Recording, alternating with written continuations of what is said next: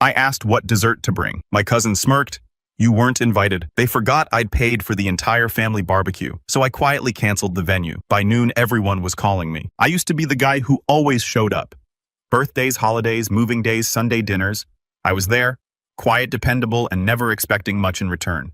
If someone needed a last-minute airport pickup or a dog sitter for the weekend, I got the call, and I said yes. I didn't mind, really. I grew up in a big, boisterous family where everyone talked over each other and somehow always made space at the table, even when we were packed elbow to elbow. But somewhere along the way, that warmth changed. Or maybe it was never there for me, and I was too wrapped up in nostalgia to notice. The shift wasn't sudden. It was death by 1,000 cuts. At first, I brushed off the little things like when I offered to host a game night and no one showed, or when my sister Amanda forgot to tell me that Thanksgiving dinner had been moved to our cousin Megan's place. I chalked it up to miscommunication. Life gets busy, but after a while, the pattern was impossible to ignore. I'd walk into family gatherings and feel like a guest who'd wandered into the wrong house. Conversations would quiet just a bit when I approached. Smiles would flicker a little too late, and there was always that one person who'd go, "Oh, I didn't realize you were coming." That kind of thing sits in your chest like a stone, but I still showed up. That brings me to my Uncle Jerry's retirement party. He worked 42 years at the same manufacturing plant. Old school blue-collar guy, proud of his callous hands and beat-up lunchbox. I like Jerry. He was one of the few in the family who never made me feel like an afterthought. So when my Aunt Mary sent out an invite for his party at the local VFW, I made sure to clear my calendar. I even chipped in a few $100 toward the event hall and decorations without being asked. Mary just texted me a few weeks before with, "Hey, we're a little short on the deposit, mind helping out?" And I said, "Sure, no thanks, no confirmation. Just assumed I'd pitch in." And I did. The night of the party, I showed up early to help set up chairs and string up the Congrats Jerry banner. It wasn't glamorous, but it felt good. Jerry gave me a real hug when he arrived. None of that one-arm shoulder pat nonsense. For a few hours, it felt like old times. There were drinks, laughter, awkward dancing, and endless stories about work pranks and forklift mishaps. I was actually smiling, feeling like I belonged again. That was until I made the mistake of being cheerful. I was standing near the snack table talking with Megan and Amanda when I casually said, "I'll bring dessert to the family barbecue tomorrow. What time should I get there?" Megan blinked confused, then tilted her head. "Oh, you weren't invited." At first I thought she was joking, but her face didn't change. Amanda looked away, suddenly fascinated by the chip bowl. I laughed, still holding on to the hope that this was just some weird joke. "Seriously, what time should I come by?" Megan gave a little shrug. I think it's more of a close family thing."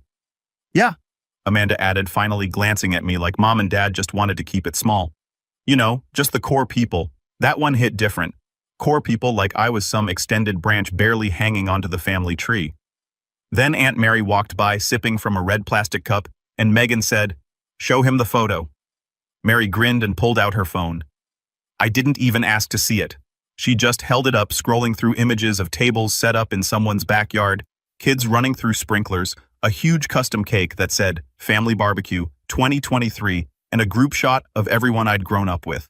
My parents, Amanda's kids, uncles, aunts, even my old babysitter's grandkids somehow made the cut. I wasn't in a single frame. I just nodded, smiled politely, and backed away from the conversation, like I just remembered a phone call I had to make. Inside my chest felt tight, but not in a sad way. Not anymore. It was something sharper, cold, focused. I made a quick stop at the bar for another drink and took a seat near the back, thinking, running through everything. Every ride I'd given, every check I'd written, every time I'd made excuses for them. For years, I've been the family's quiet safety net. The extra wallet, the extra hand, the guy who would never rock the boat. And the kicker, that barbecue tomorrow, I knew exactly where it was being held. The rental for that park venue had gone through my account. I'd booked it 3 months ago when Mary said, "We just need someone with a clean payment history so it doesn't get flagged." I'd paid the deposit. The email confirmation was in my inbox. They never even bothered to switch it out. That was the moment something in me clicked. I didn't get angry, not outwardly. I didn't storm out or flip a table or demand answers. That would have been satisfying, sure, but too easy for them to paint me as the dramatic one. Instead, I finished my drink, helped pack up the decorations, and told Jerry it was great to see him. He said, "Thanks for everything, Chris." "Really? You're one of the good ones." I smiled. "I appreciate that, Uncle Jerry. I really do." Then I got in my car, drove home, opened my email, and clicked cancel reservation. It took less than a minute. One click, and their little closed family barbecue had no tables, no access, no permit, just an empty patch of grass with no backup plan. I didn't tell anyone. I just went to bed, slept like a rock. The next morning my phone started buzzing. One call, then another, then texts, but I didn't check them. Not yet because I already knew the storm was coming, and for once I wasn't the one left out in the rain. By noon the next day the calls had turned into voicemails. My Aunt Mary's voice was the first shrill and confused. "Chris, the park says our reservation doesn't exist. Did you cancel it by mistake? Call me back, please." Then my mom, "Why would you cancel the venue?" "Christopher, everyone's already here. They're making us leave." Then Amanda, short and irritated, real mature. "Did you really have to make this about you?" That one made me laugh about me. They threw a whole event, invited everyone but me. And now I was the one making it about me. I stayed in bed until nearly 2 p.m. Not because I was being lazy, but because I didn't want to give them the satisfaction of thinking I was pacing around anxious, wondering what was happening. I already knew what the park people would say. "No reservation." "Sorry, ma'am. Someone canceled it yesterday evening." "Yes, we refunded the deposit." "No, you can't set up here without a permit." "Yes, we have another party arriving at 3 p.m. "No, I'm not going to argue with you in front of children." When I finally got up, I made myself a sandwich, opened my laptop, and played some lo-fi music. It was oddly peaceful. I knew they'd try to salvage the event somewhere somehow, but not with park tables, not with a covered pavilion, not with the big speakers they were planning to plug in, and definitely not with a bounce house. Around 4:00 p.m. I finally checked my phone. 43 messages, most were from Amanda and my mom, some from my cousin Megan, a few from numbers I didn't recognize, probably the +1s and tag-along who now had nowhere to sit and were trying to figure out what was happening. A few messages were just photos. One was of a bunch of folding chairs set up on someone's driveway.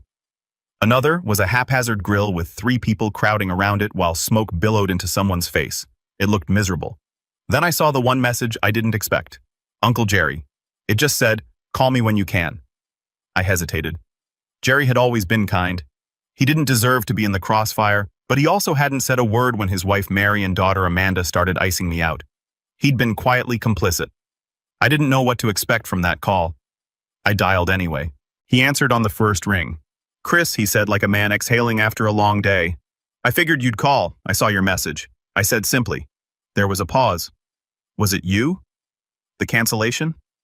"Yes." I didn't dress it up or deny it. I wasn't ashamed. Another pause, then a sigh. Well, can't say they didn't deserve it. Still, it caused a big mess today. I'm sure it did. I said not coldly, just honestly. "I didn't mean to ruin your weekend. I like you, Jerry. You're one of the few people in that family who's ever treated me like I mattered." He was quiet again. Then he said, "You do matter. I just didn't realize how badly they'd been treating you." I didn't respond right away. I didn't know how to explain that it hadn't just been one event or one day. It had been years. Years of being the extra, the afterthought, the reliable one who never got invited but always got asked for help. "I'm not mad," I finally said. "I'm just done." He let that sit. Then he said, "I wish you weren't, but I get it." And that was the end of that call. Later that evening, Amanda posted something on her Instagram story. A blurry photo of the backup party complete with disposable plates, mismatched lawn chairs, and a caption that read, "Even when some people try to ruin the fun, real family sticks together, real family." The irony was suffocating. I didn't engage. I didn't reply. But a few days later, the refund from the venue hit my account, $1,750. I donated it to a local community center in Jerry's name. They were hosting a fundraiser to upgrade their kitchen. I added a note with the donation to someone who deserves a real celebration. About a week passed with radio silence, but then I got a message from Megan. It was longer than I expected and surprisingly honest. She wrote, "Hey Chris, I know you're probably still mad and I don't blame you. I didn't know you weren't invited until you said something at the party. I just assumed you were coming. When you walked away, I realized how messed up it was. The family's been treating you like a backup plan for years. I think some of them know it too, but no one's ever said anything because you never pushed back. I guess this was your push. Just wanted to say I saw it and I'm sorry." That message meant more to me than I thought it would. Not because it fixed anything, but because it confirmed I wasn't crazy. Still, I didn't reply. Not yet. I was still figuring out what done looked like for me. In the days that followed, more messages trickled in.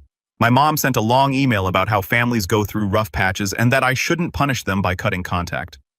Amanda, on the other hand, went full defensive, posting cryptic quotes like, "You find out who people really are when they don't get what they want." I chuckled at that one. If only she knew. Meanwhile, I started doing something new. For the first time in a long while, I began investing in the relationships that made me feel whole. I had friends outside the family, ones who didn't forget me or use me. I invited them over, hosted small dinners, took a trip with a coworker group to the coast. I smiled more, slept better, but the family wasn't done yet.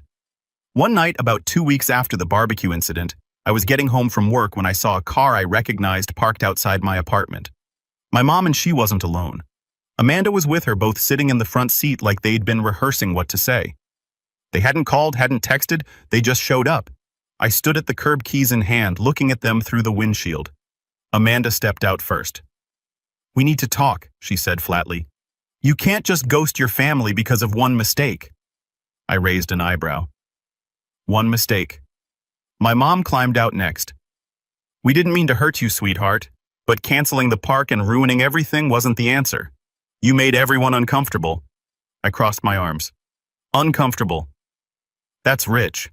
I've been uncomfortable at your events for years, but that wasn't a problem until I stopped funding them." Amanda rolled her eyes. "This is getting ridiculous. Just admit you overreacted and come back to the group." I tilted my head, the corner of my mouth twitching into a dry smile. That's when I said it. "You want me back in the group? Then let's start with an apology. Not a fake one, a real one, in front of the whole family." Amanda scoffed. "You're joking." "No," I said, "I'm finally serious." And for the first time in years, they didn't know what to say. My mom looked stricken, like she wasn't sure whether to scold me or cry.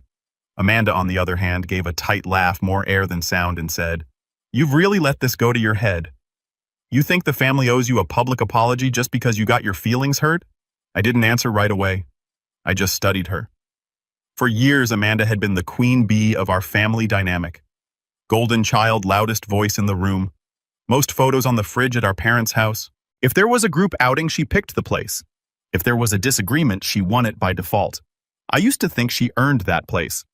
Now I realized she simply took it, and the rest of us handed it to her to keep the peace.